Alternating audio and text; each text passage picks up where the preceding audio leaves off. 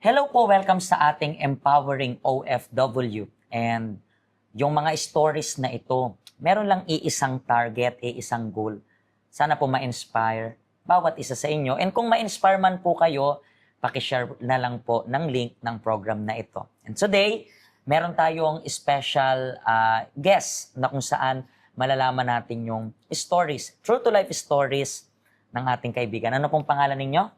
Mayan Soriana, Pastor. Ma'am Mayan, gaano na po kayo katagal na nag-a-abroad? 10 years and 3 months na po, Pastor. So, wow, isang dekada na rin, di ba? Yes, So, Pastor. pero taga saan po kayo sa Pinas? Cagayan Valley, Pastor. Cagayan Valley. And anong pinaka-reason po ninyo kung bakit kayo nag-abroad?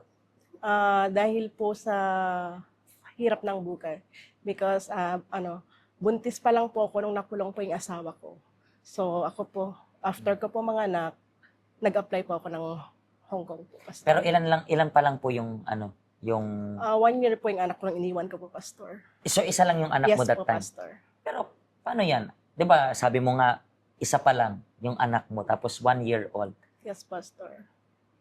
Hindi ba parang masakit para sa nanay na... Masakit po, Pastor. Sobrang, a lot of sacrifice po talaga, Pastor. Pero ano nang masok sa isip mo, okay? Wala ka po bang work sa Philippines that Wala time? po, Pastor. So, pero sino yung nagbigay sa'yo ng idea na mag-abroad na lang? Ako lang po, Pastor. Kasi gusto ko pong matustusan yung needs, pangangailangan po ng anak ko habang siya ay lumalaki. So, 1 year iniwan mo siya, masakit yon. Kanino Yes. naiwan? Sa tita ko po, Pastor. Sa kapatid po ng mama ko. Hindi sa mama mo, sa tita mo Sa lang? tita ko po, Mhm. Pastor. Bakit sa kanya? Nagtatrabaho po yung nanay ko before pa, Pastor.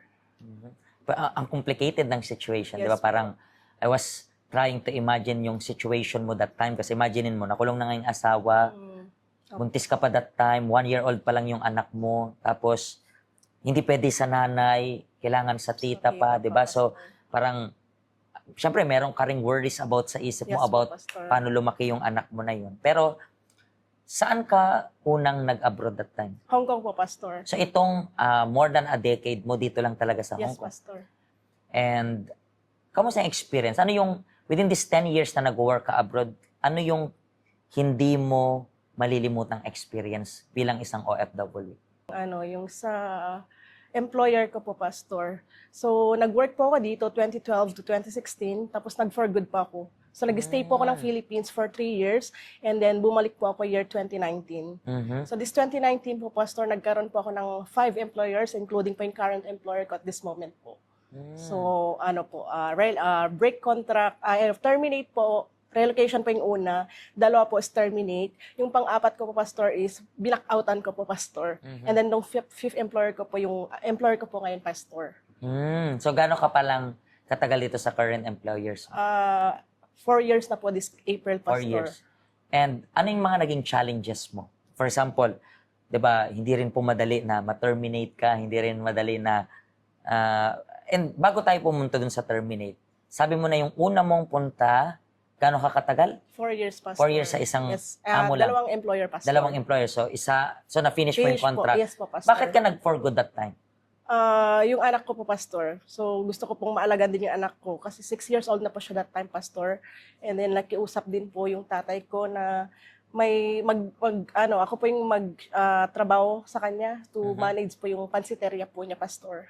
So, nag-work ako sa tatay ko ng 3 taon, Pastor.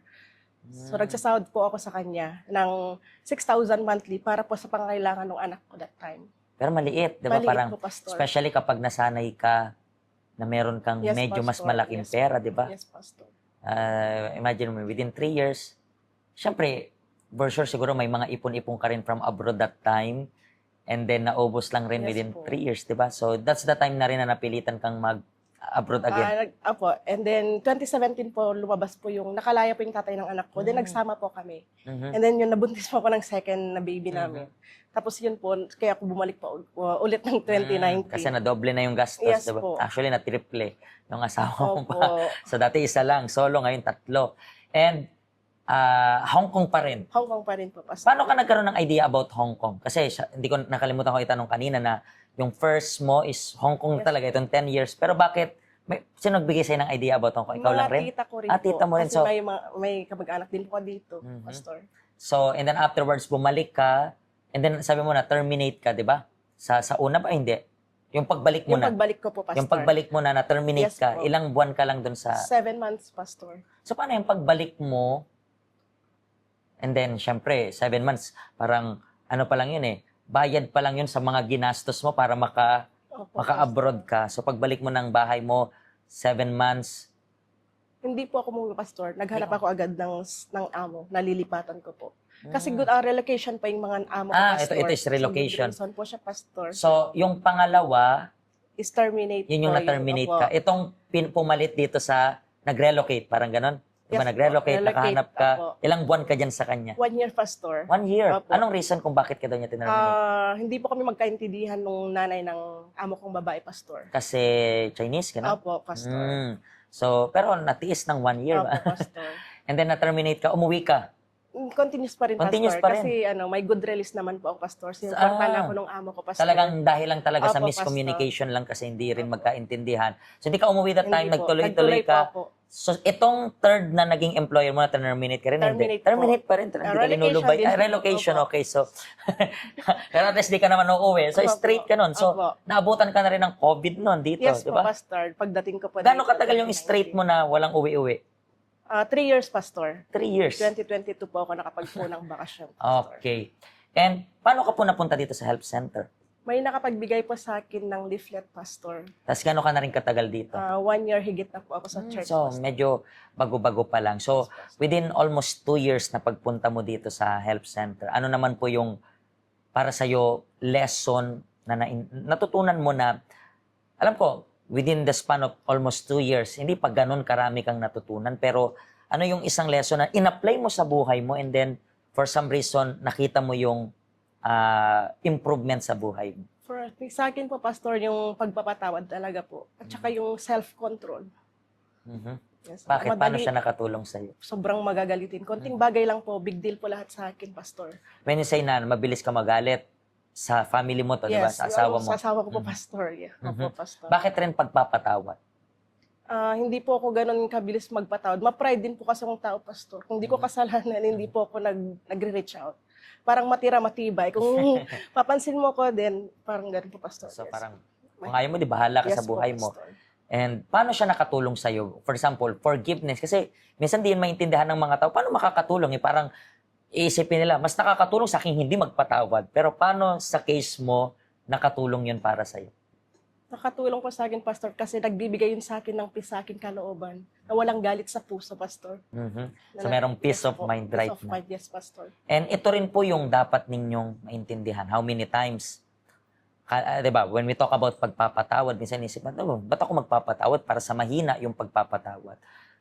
Pero hanggang kailan mo titiisin yung bigat? Hanggang kailan mo titiisin yung sama ng loob? Hanggang kailan mo titiisin niya? Kasi, to be honest, pinapatay mo lang po yung sarili mo. And siguro, ganyan ka rin. Yung tanong mo is, paano ako magkakaroon ng lakas na makapagpatawad? Paano ako magkakaroon ng kakayahan na magpatawad? So, yung help center natin ay bukas everyday para bigyan kayo ng tips.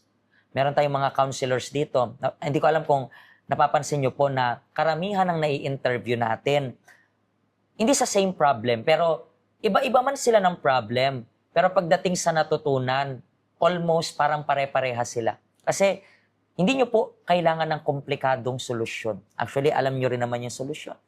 Kaya nandito po kami para tulungan po kayo. Just visit yung help center natin at may mga counselors na yung dati, yan yung kinakaharap nila pero napagtagumpayan na nila yung pinakaharap ninyo ngayon. So, visit us.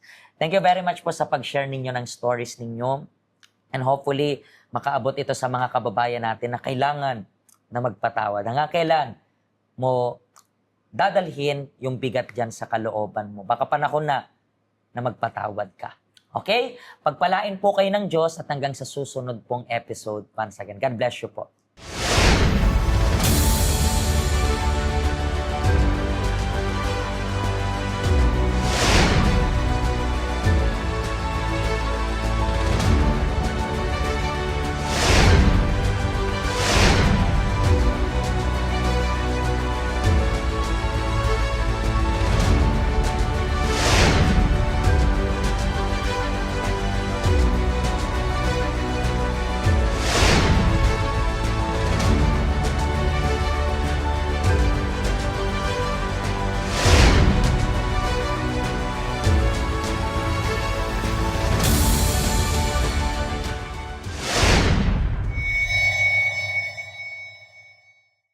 Hello, ako po si Pastor Joshua dito po sa UCKJ Health Center dito po sa Hong Kong. At yung mga napanood nyo pong testimony ay mga testimony ng mga OFW dito sa Hong Kong. Pero I believe makaka-relate rin naman kahit nasaan po kayong bansa. Basta OFW. Ang health center po natin ay walang pinipiling religion. Base na rin po sa name, Health Center. Kung kailangan nyo po ng karagdagang information, nandito lang po sa baba lahat ng information na kailangan ninyo. Kontakin nyo lang po kami at magiging masaya po kami na matulungan ka, ma-assist ka, nasaan man po kayong bansa. Pagpalain po kayo ng Diyos.